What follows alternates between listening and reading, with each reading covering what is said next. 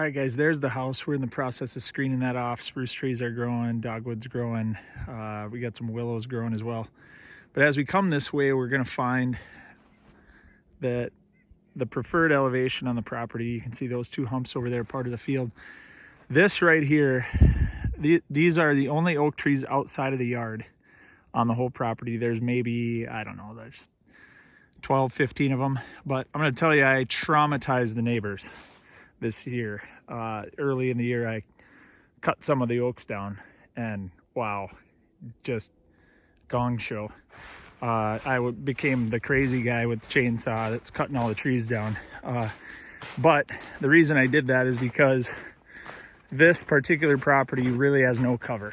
Okay, so what we fail to do as deer habitat guys is realize that the almighty oak tree, according to data, oh, there's one bed, 40% of them do not drop acorns ever.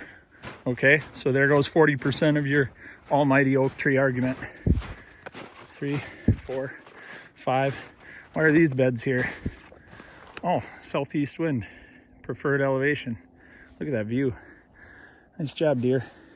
Invincible up here. Ooh, more. That's fantastic. Just because of the little bit of brush here offering the side cover. Back to the oak trees, guys. I didn't drop that many of them, but you can see what I did was I picked my best canopy, and then the ones that were leaning away from it, that were stealing that tree's ability to get some sunlight. We just walked past 4 more beds, guys. See there? Right here, I now have a future oak tree, and then I also have some side cover. Bed right there. There's another one. There's another one. All from this side cover. Now, don't start the side cover, overhead cover argument, because we've got both up in here. Right there, underneath the overhead cover. That one's side cover. These are overhead cover. Okay, so give deer everything, guys. Stop arguing about side cover, overhead cover. That's another spot where we'll put some, just because there's some nice overhead there, and they'll be able to tuck in and then see out that way. Not that we ever get a northeast wind, but I'll still give it to them. So this is one of those things, guys, where yes, chainsawing the almighty oak tree is your best move, because there's no cover up here, and now there is.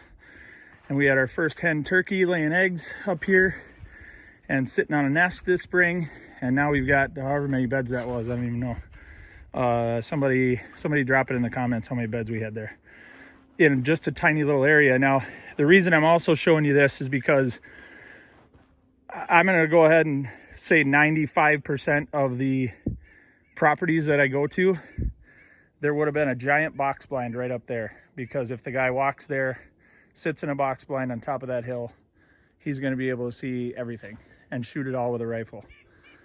Well, the problem with that, guys, is you're taking away the only grade A bedding elevation in the center of the property that you have. So if you want to complain about daylight action and the neighbors shoot them all, and why are they not coming to my property during daylight? Well, that's the reason. You can't take all of their bedding elevation, their preferred elevation, away to put up a box blind or to put your house up here so that you get to see everything in one spot. That's just, you can't do that. It's just not appropriate. If you want to have a good deer hunting property that functions correctly, they won't sacrifice elevation. And you can see my problem is I only own a 40, and all of that is higher than me, and it's a 1/4 mile walk away. So I can't kick them out of here because they're just going to go over there. They have better elevation, but I have the food. And now if I have the cover right here, then I have does. And if I have does, I will have bucks. The buck we shot this year, nice 11-pointer, started right up there, ran down through the low area right there, sprinted up past there, up the corn line, came down that corn line, and I shot him right over there on the south line at about 50 yards. He was pushing does. So where were those does? Well, they were up in here. They were in the food plot. And when he pushed them up the cover edge that I created. So It's all by design, guys. You got to do it first. Don't just decide, oh, this is the high point, I can see everything from up here, I'm going to put my box blind right there, it's going to be awesome. You can fit one hunter up here then, I guess. You know, where else is everybody else going to go if you have a family that wants to be a part of it? So give me a call, guys, if you're thinking you might have some of these problems. This is the way my brain works. It just picks it all apart and speeds up your learning curve. That's all it is. Doesn't mean you're a bad hunter. It just means my brain works a little different than yours, and kind of like calling the plumber. If you're not a plumber, you just pay the guy because he can figure it out faster than you can. This is Jake Bull, the Habitat Pro. We are in northern Minnesota. Get out and enjoy your woods, guys.